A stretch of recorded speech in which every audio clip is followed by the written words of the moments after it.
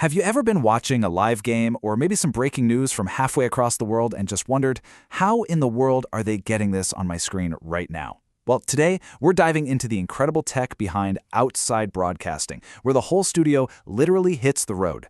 Or, as we're going to see, maybe it doesn't have to anymore. Let's get into it.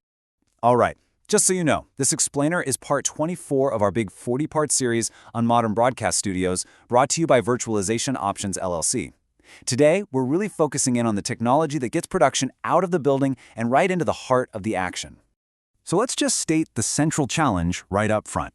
When the action is happening miles, maybe even thousands of miles away from a studio, how do you capture it all, produce a whole show around it, and get it on the air live without a single hiccup? That's the puzzle we're solving today.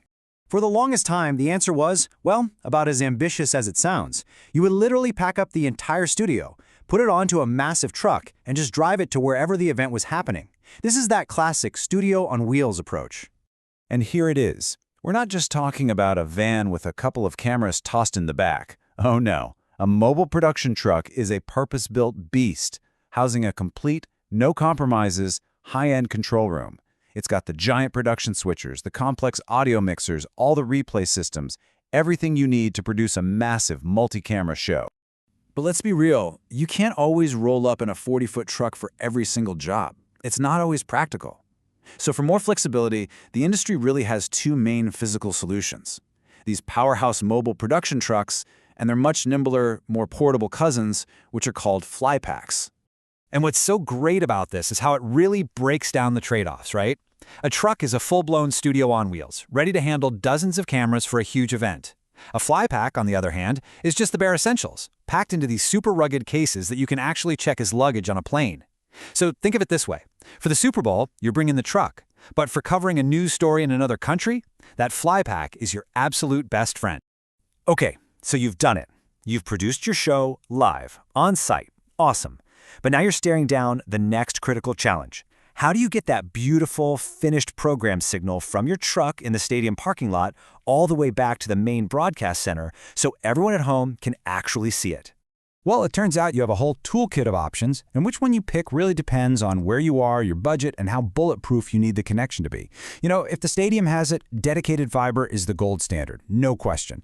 But you can also beam it up to a satellite, use something called bonded cellular, set up microwave links, or even just use the regular old public internet. As long as you're using a super reliable protocol like SRT, that's secure, reliable transport, to make sure the signal doesn't drop out. Let's just talk about satellite for a second, because it's the classic. It works from almost anywhere on Earth as long as you can see the sky. The signal literally goes up 22,000 miles to a satellite, and then 22,000 miles back down. The huge plus? It's available everywhere. The big minus? That trip takes time. It introduces about a half-second of delay, and that is exactly why you notice that slight, kind of awkward pause in remote interviews on the news. Now this is a much more modern and, honestly, a pretty ingenious solution. Bonded cellular is just brilliant technology. What it does is it takes a whole bunch of separate cellular connections, say from AT&T, Verizon, T-Mobile, and it glues them all together, or bonds them into a single, much more robust and reliable data pipe to send your video. It's fantastic for crews that have to be on the move. Okay, so everything we've talked about so far, trucks, satellites, bonded cellular, it's all for sending a finished show back home. But what if you could flip that entire model completely on its head? Well, that's the big idea behind what's called the REMI revolution. So here's the crucial point. This is the big, powerful shift in thinking. Instead of packing up millions of dollars of gear and a huge crew and sending them to the event, we now use high-speed networks to bring the raw camera and audio feeds from the event back to one central, permanent studio. And this workflow has a name, REMI, which stands for Remote Integration Model. So at the actual venue, you only have the bare minimum, just your cameras and your microphones. That's it. All of those raw signals get sent as IP data streams back to your main broadcasting center, where the director, the audio mixer, the graphics person, they're all sitting comfortably in their usual control room, producing the show completely remotely.